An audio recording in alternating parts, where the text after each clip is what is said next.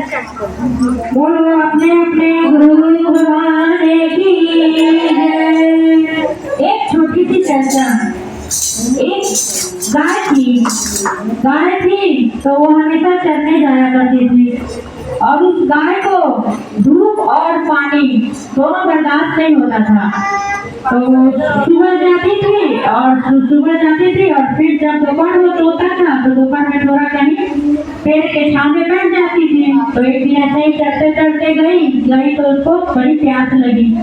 जब उसको प्यास लगा तो गई नदी में पानी पीने, जहाँ गंगा रहती है ना, तो वहीं पे नदी में पानी पीने गई।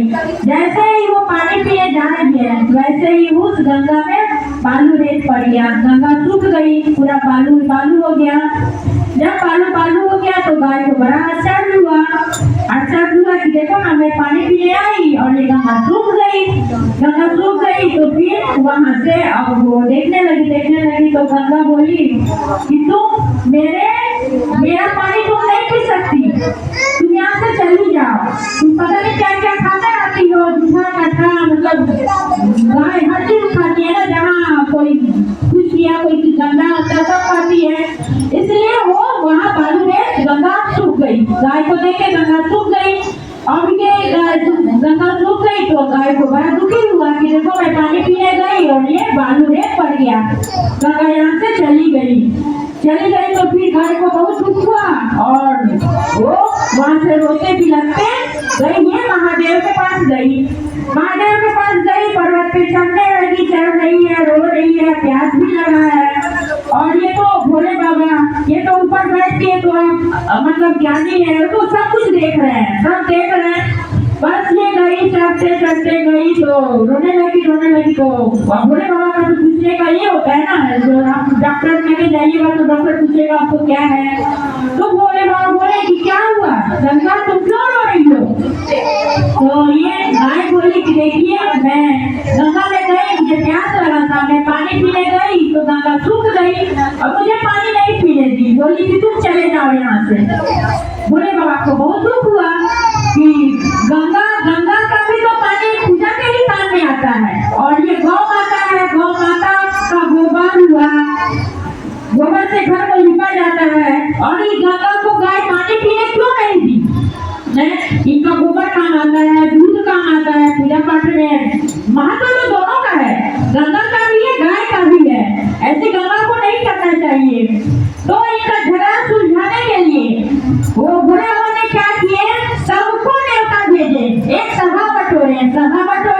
उस सभा में सारे देवता जन सब कोई आया, सबको बुलाए, गंगा को भी बुलाए। तो वो उस जगह को गाय के गोबर से ही लिपा गया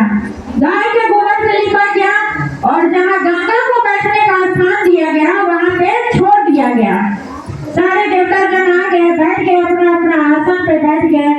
अब जब गंगा आई तो उनको बैठने का जगह था ही नहीं, तो वो बोली कि सब तो बैठ गए, मैं कहाँ बैठूं?